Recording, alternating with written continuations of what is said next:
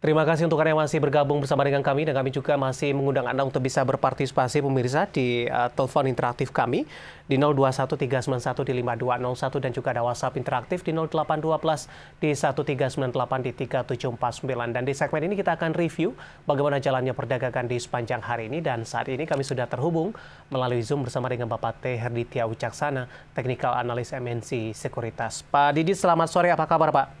Halo, selamat sore Mas David. Kabar baik Mas. Gimana kabarnya? Kabar baik juga Pak Didi, terima kasih sudah meluangkan waktu di IDX Channel, dan kabar baik juga ini untuk indeks harga saham gabungan di penutupan sesi kedua ditutup di level yang agak lebih tinggi nih Pak, meskipun level 7.100-an belum mampu dipertahankan hingga penutupan sesi kedua. Analisis Anda, penguatan yang terjadi di sepanjang perdagangan hari ini untuk indeks harga saham gabungan? Oke, baik. Kalau kita lihat memang ISG sendiri ini masih cenderung volatil ya, masih cenderung 50-50. Penguatannya pun juga belum begitu besar, belum mampu untuk menembus di area resistnya di 7.100 untuk resist terdekatnya.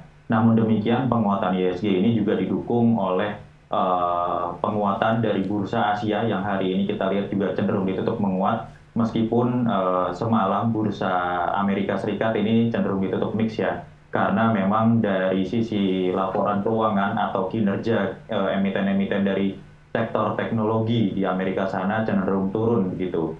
Dan sebenarnya juga pelaku pasar ini menunggu rilis data adanya PDB Amerika Serikat di kuartal 3 2022 yang akan rilis malam ini di waktu Indonesia, di mana menurut estimasi akan bertumbuh 2% di kuartal ketiga ini. Dari sisi kebijakan moneter juga di Amerika Serikat, nampaknya ada isyarat The Fed akan sedikit slowing down dan melonggarkan untuk penerapan kebijakan moneternya, dan juga dari UST Note 10 tahunnya juga turun ke level 4%-an gitu Mas. Dengan adanya sentimen ini, Pak Didit, kemudian PDBAS diperkirakan tumbuh di 2%, artinya akan terhindar dari resesi begitu.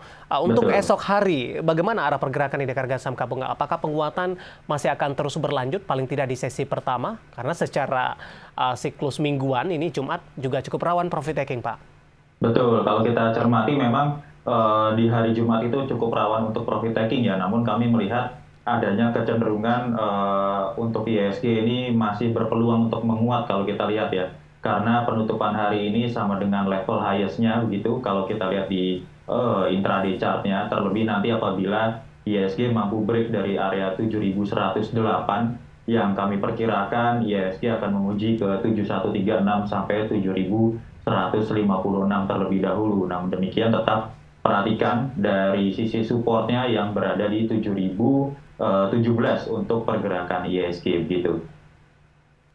Baik, tampaknya yang menjadi penopang penguatan indeks harga saham gabungan masih dari sektor perbankan sampai sejauh ini, Pak Didit. Beberapa perbankan big caps meskipun volatilitasnya juga cukup tinggi ini, di mana dalam beberapa perdagangan terakhir menguat signifikan, kemudian mengalami koreksi, dan di penutupan sesi kedua hari ini perbankan kembali berbalik arah. Bagaimana Anda melihat sikap dari investor terhadap saham-saham perbankan big cap ini, terutama pasca dari pengumuman kinerja mereka di kuartal ketiga?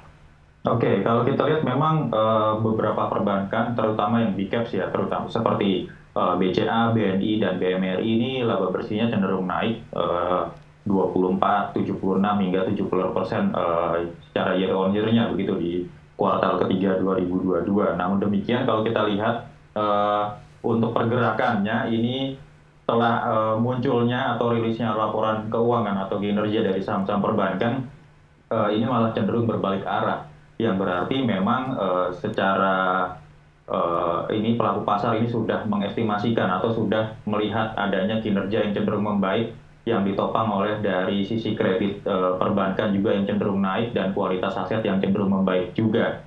Namun demikian kalau kita lihat secara sektoral di indeks finansial, ini nampaknya indeks saham-saham perbankan mungkin masih bisa menguat untuk menguji kembali di area 1.500-an hingga ke area 1.510 terlebih dahulu. Namun demikian tetap waspadai adanya koreksi lanjutan di sektor perbankan di indeks finance, ini ke rentang 1470 sampai 1480 begitu.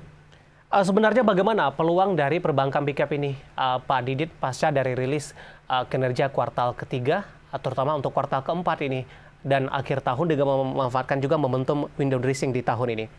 Oke, kalau kita lihat dari kinerja laporan keuangannya ya, saham-saham big caps perbankan ini juga cenderung baik dan kami memperkirakan ini akan menjadi pendorong positif atau katalis positif bagi pergerakan emiten perbankan itu sendiri. Seperti yang kita lihat, BMRI dan BCA ini sudah all time high-nya lagi beberapa waktu lalu, meskipun memang akan adanya sedikit koreksi dalam jangka pendek terlebih dahulu. Hal ini cukup wajar mengingat memang kenaikannya dalam beberapa hari juga relatif cukup signifikan, seperti itu, Mas.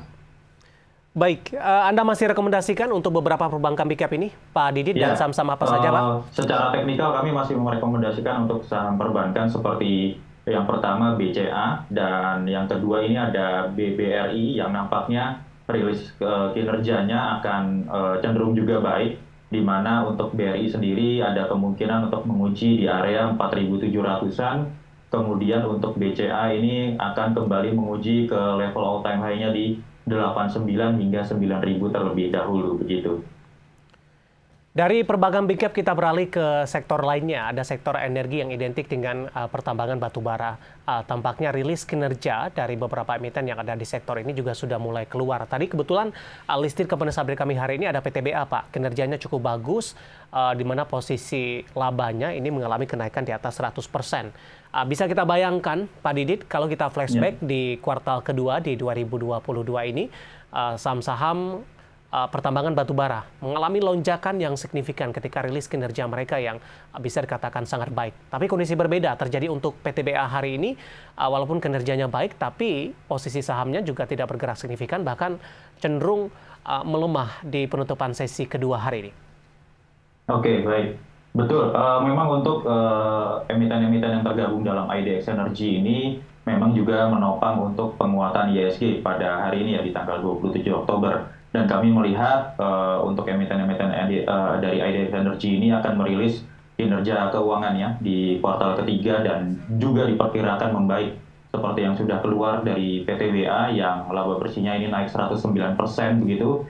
Namun demikian, kenapa harga sahamnya tidak terlalu melonjak tajam, dan kami perkirakan ini akan adanya dampak yang kami perkirakan dampaknya ini cenderung negatif begitu ya dalam tanda kutip, akibat adanya kerjasama PTBA dengan PLN untuk pembelian PLTU Pelabuhan Ratu seperti itu. Kenapa? Karena nampaknya para pelaku pasar cenderung memandang negatif akan adanya aksi korporasi tersebut, karena akan kedepannya diperkirakan akan mengurangi nilai dividen begitu ya. Karena kan kalau kita tahu PTBA ini cukup royal untuk membagikan dividen dari tahun ke tahun kepada para investornya, dan kami perkirakan ada kemungkinan dividennya akan berkurang cukup jauh begitu ya, karena adanya aksi korporasi dari kerjasama dengan PLN ini.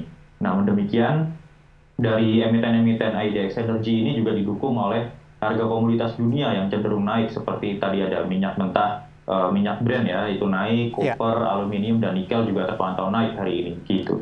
Baik, ketika PTBA justru direspon negatif ini, bagaimana dengan peluang dari emiten-emiten pertambangan batubara lainnya? Apakah kondisinya akan berbeda nantinya, Pak Didit?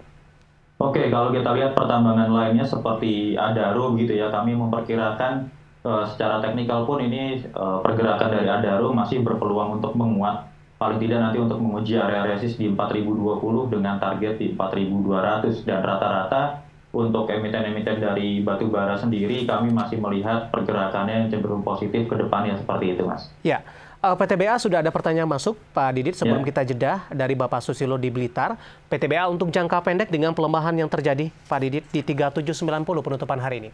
Oke, dapat diperhatikan nanti area resistennya di 3890. Kalau belum mampu break dari situ, waspadai akan adanya koreksi ke rentang 3600 sampai 3640. Kabar baiknya kalau bisa break 3890 sebagai area resisten, ada kemungkinan PTBA menutup gap yang ada di 3960 sampai nanti target berikutnya ada di area 4070 terlebih dahulu gitu.